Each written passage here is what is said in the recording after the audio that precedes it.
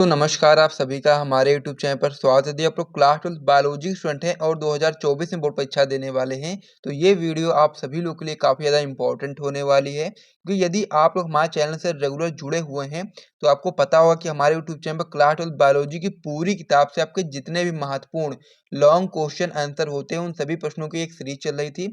और इस सीरीज में अभी तक हम लोगों ने पार्ट नंबर 12 तक देख लिया था और आज का वीडियो का पार्ट नंबर 13 होने वाला है। और इस सीरीज में जितने भी आपके महत्वपूर्ण दीर्घ प्रश्न करवाए जा रहे हैं, यदि आप लोग उन सारे प्रश्नों को तैयार कर लेते हैं, लगभग 20 से 25 क्वेश्चन यहाँ पर करवाए जाएंगे पूरी किताब में से, जो कि बहुत ही ज़्यादा महत्वपूर्ण है। तो यदि आप लोग उन सभी प्रश्नों को कर लेते हो, तो फिर आपका एक भी नंबर यहाँ से कटने वाला नहीं है और आप लोग अपनी क्लास 12 की बायोलॉजी में सच में बिल्कुल पक्का कर सकते हैं। तो इसीलिए आप लोग वीडियो को ध्यान से देखो और साथ में यदि आपको वीडियो पसंद आए तो वीडियो को लाइक और चैनल को भी सब्सक्राइब कर दीजिएगा, ताकि आप लोगों को इसी प्रकार का और भी महत्वपूर्ण वीडियोस मिलती रहें। तो चलिए अब हम लोग अपनी वीडियो को स्टार्ट कर देते हैं। वीडियो को शुरू करने से पहले मैं आपको बताना चाहता हूं कि यदि आप लोग एक क्लास 12 बायोलॉजी के आल चैप्टर का note plus important question answer प्राप्त करना चाहते हैं, तो आप लोग हमारा टॉपर ग्रुप ज्वाइन कर सकते हैं। एक सब्जेक्ट का प्राइस मात्र 100 रुपये रखा गया है, जिसमें आपको notes plus important question answer दिया जाता है। जिसको भी टॉपर ग्रुप ज्वाइन करना होगा, डिस्क्रिप्शन बॉक्स में आपको हमारा व्हाट्सएप नंबर मिल जाएगा। आप लोग वहाँ से जाकर के व्हाट्सएप पर मैसेज करोगे तो वहाँ पर आपको सारी जानकारी मिल जाएगी, कैसे आप लोग टॉपर ग्रुप ज्वाइन कर सकते हैं और किस प्रकार से आपको note plus important question answer मिलने वाला है। तो चलिए अब हम लोग अपनी वीडियो की बात कर लेते हैं। हम लोग क्लास 12 बायोलॉजी की पूरी किताब से आपके जो सबसे ज़्यादा महत्वपूर्ण लॉन्ग क्वेश्चन होते हैं, जो कि आपके बोर्ड परीक्षा में हर साल आते हैं और 2024 में भी जिन प्रश्नों की आने की संभावना है, उन सभी प्रश्नों को इस सीरीज में करवा रहे थे। और अभी तक पार्ट नंबर 12 तक देख लिया था। आज के वीडियो का पार्ट नंबर 13 होने वाला है। तो चलिए देखते हैं पार्ट नंबर 13 में जो हम लोग महत्वपूर्ण प्रश्न करने वाले कौन सा है। आइए हम लोग उनको देख लेते हैं। तो इसमें आज का जो हमारा महत्वपूर्ण प्रश्न होने वाला है, आपका होने वाला है कि मानव कल्याण के लिए सूक्ष्म जीवों के उपयोग का उदाहरण सहित वर्णन कीजिए। यानी कि जो मानव कल्याण के लिए जो सूक्ष्म जीव का उपयोग हम लोग करते हैं, उसका हम लोग उदाहरण सहित यहाँ पर वर्णन करना है। वेरी इंपॉर्टेंट क्वेश्चन है आपकी बोर्ड परीक्षा में 2008 में, 14 में, 15 में, 16 में, 17 में, 23 में। यानी कि कई बार पूछा गया है, तो आपको पता होना चाहिए कि मानव कल्याण के लिए सूक्ष्म जीव किस प्रकार से उपयोगी हैं। उन्हीं बातों को हम लोग यहाँ पर बताना है कि किस प्रकार से सूक्ष्म जीव मानव कल्याण के हित में कार्य करते हैं। इस प्रकार से आपको समझ लेना है। तो ये क्वेश्चन आप लोग अपनी कॉपी में जल्दी से नोट करो, फिर हम लोग इसका उत्तर देखेंगे बहुत ही आसानी से। सारी चीज़ें मैं आपको यहाँ पर लिख कर के बताने वाला हूँ कि यदि यह आपसे क्वेश्चन बोर्ड परीक्षा में पूछ ले, तो आपको उसमें कितना लिखना है, कैसे लिखना है, सारी चीज़ें मैं आपको यहाँ पर बताऊँगा। तो इसीलिए वीडियो को ध्यान से देखो और वीडियो को लाइक भी कर दो। तो चलिए देखते हैं सबसे पहले हम लोग कि मानव कल्याण के लिए सूक्ष्म जीव कितना उपयोगी है।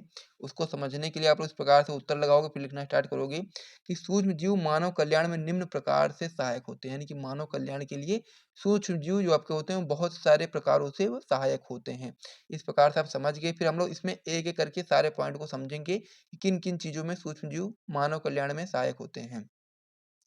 पहला पॉइंट आप इसमें बता सकते हैं कि दुग्ध एवं डेयरी उद्योग में। तो पहला पॉइंट हम लोग समझेंगे किस प्रकार से सूक्ष्म जीव दूध एवं डेयरी उद्योग में सहायक होते हैं। तो इसमें आप लोग बताएंगे कि दुग्ध के सूक्ष्म जीव जो आपके होते हैं, वो किण्वन के द्वारा अनेक उत्पादों जैसे कि दही, बटर, चीज, केफिर आदि का निर्माण करते हैं। यानी कि जो दही का निर्माण होता है, बटर का निर्माण होता है, चीज का निर्माण होता है, केफिर का निर्माण होता है, इसी प्रकार से बहुत सारी चीजों का जो निर्माण होता है, वो सूक्ष्म जीवों के किण्वन के द्वारा होता है। फिर आगे आप लोग बताएंगे कि किण्वन लैक्टोबैसिलस जीवाणुओं के द्वारा किया जाता है। यानी कि जो किण्वन होता है, वो आपका लैक्टोबैसिलस जीवाणु के द्वारा किया जाता है। ये जीवाणु आपके दूध में उपस्थित लैक्टोज शर्करा को लैक्टिक अम्ल में परिवर्तित कर देते हैं। यानी कि जो ये आपका जीवाणु होता है लैक्टोबैसिलस, ये आपका जीवाणु जो आपका होता है, वो दूध में उपस्थित जो आपके लैक्टोज शर्करा होती है, उसको लैक्टिक अम्ल में परिवर्तित कर देते हैं। और दूध क्रीम का जो उत्पादन होता है आपका हो जाता है स्ट्रेप्टोकोकस क्रीमोरिस या फिर स्ट्रेप्टोकोकस लैक्टिस जीवाणु से होता है। दूध क्रीम का उत्पादन किससे होगा है? स्ट्रेप्टोकोकस क्रीमोरिस और या फिर स्ट्रेप्टोकोकस आप लोग लैक्टिस जीवाणु से बता सकते हैं। इस प्रकार से दूध एवं डेयरी उद्योग में किस प्रकार से आपका सूक्ष्म जीव महत्वपूर्ण होता है, वो आप लोगों ने अभी तक समझ लिया है। अब हम लोग आगे बढ़ेंगे और भी चीजों को देखेंगे कि किन किन चीजों में आपका सूक्ष्म जीव महत्वपूर्ण है मानव कल्याण में। आगे आप लोग उसमें बताएंगे किण्वन में। तो किण्वन में भी आपका जो सूक्ष्म जीव होते हैं, वो बहुत ही महत्वपूर्ण होते हैं। इसमें आप लोग बताएंगे कि विभिन्न प्रकार की चटनी का निर्माण, मांस के हेटेरोलैक्टिक अम्ल किण्वन के द्वारा होता है, जो कि आपका पेक्टिनेज या फिर हम लोग बोल सकते हैं पेक्टिनेज तथा प्रोटीएज बोतल को साफ करने में काम आते हैं। तो इस प्रकार से ये पॉइंट भी आप लोग बता सकते हो। तो यहाँ पर 2 पॉइंट आप लोगों ने समझ लिया। तीसरा आप लोग इसमें बताएंगे डबल रोटी निर्माण। तो डबल रेटू जो आपका होता है डबल रोटी निर्माण, उसमें भी सूक्ष्म जीव का बहुत बड़ा योगदान होता है। कैसे होता है इसको भी समझ लेते हैं। तो इसमें आप लोग बताएंगे कि डबल रोटी बनाने हेतु गूंथे हुए आटे में ईस्ट कोशिकाएं किण्वन हेतु डाली जाती है। यानी कि जो आपका डबल रोटी जब हम लोग बनाने की प्रक्रिया को स्टार्ट करते हैं, तो उसमें हम लोग सबसे पहले जो गूंथा हुआ आटा होता है उसमें हम लोग ईस्ट कोशिकाएं किण्वन हेतु डाल देते हैं। और जिससे क्या होता है, जो ईस्ट कोशिकाएं होती हैं वो श्वसन के दौरान CO2 गैस मुक्त करती हैं, जिसके फलस्वरूप छिद्रों का निर्माण हो जाता है। तो इस प्रकार से डबल रोटी का निर्माण होता है। तो यहाँ तीसरा पॉइंट भी आप लोगों ने समझ लिया होगा, तो इसे भी आप लोग कॉपी में नोट कर लीजिए। फिर हम लोग आगे बढ़ते हैं। अब आगे आप लोग ये भी बता सकते हैं कि जो सूक्ष्म जीव होते हैं उनकी मदद से हम लोग बहुत सारे प्रतिजैविक का भी निर्माण करते हैं।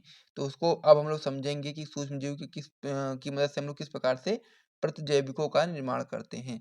तो इसमें आप लोग बताएंगे कि सूक्ष्म जीव से विभिन्न प्रकार के एंटीबायोटिक्स उत्पन्न होते हैं। यानी कि सूक्ष्म जीव की सहायता से हम लोग बहुत सारे प्रकार के एंटीबायोटिक्स को हम लोग क्या करते हैं, उत्पन्न करते हैं, जो अन्य सूक्ष्म जीवों की वृद्धि को रोकते हैं। ये प्रतिजैविक जो आपके होते हैं वो कवकों, जीवाणु आदि से प्राप्त होते हैं। उदाहरण में आप लोग बता भी सकते हैं कुछ महत्वपूर्ण प्रतिजैविक को नाम भी आप लोग यहाँ पर बता सकते हैं। जैसे कि उदाहरण में आपका हो जाता है पेनिसिलिन हो गया, नियोमाइसिन हो गया, एरिथ्रोमाइसिन हो गया, स्ट्रेप्टोमाइसिन हो गया। इस प्रकार से बहुत से सारे प्रतिजैविक निर्माण में आपके कवक, जीवाणु आदि सूक्ष्म जीव जो आपके होते हैं वो उपयोग में आते हैं। उन्हीं की सहायता से इस प्रकार से प्रतिजैविक निर्माण होते हैं।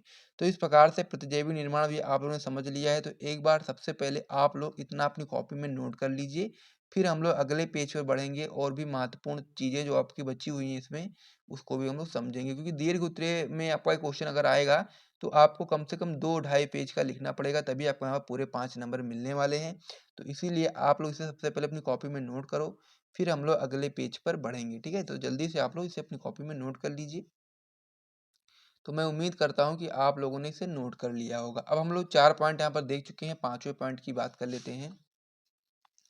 तो 5वें पॉइंट में हम लोग इसमें बता सकते हैं कि कृषि क्षेत्र में भी सूक्ष्म जीवों का बहुत ही महत्वपूर्ण योगदान है। तो इसमें हम लोग बताएंगे कि विभिन्न सूक्ष्म जीवों का उपयोग जैव उर्वरक के रूप में भी किया जाता है। जैव उर्वरक के रूप में भी हम लोग बहुत सारे सूक्ष्म जीवों का उपयोग करते हैं।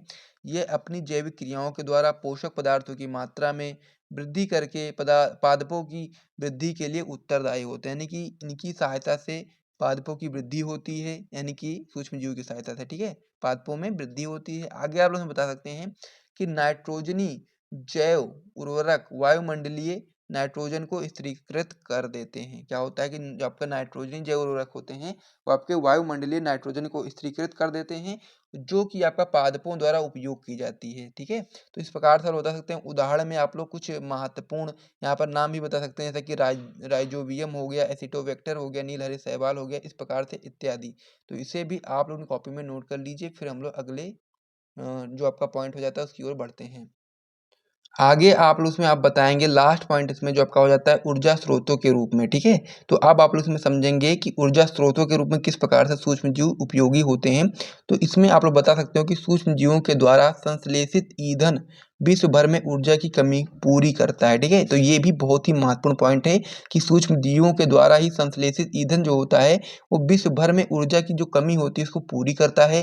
मीथेन हो गया, एथेनॉल हो गया, हाइड्रोजन हो गया, बायोगैस हो गई, हाइड्रोकार्बन हो गया आदि ऐसे उदाहरण हैं जिसका संश्लेषण सूक्ष्म जीवों द्वारा ही किया जाता है। तो इस प्रकार से ये पॉइंट भी आपका कंप्लीट हो गया।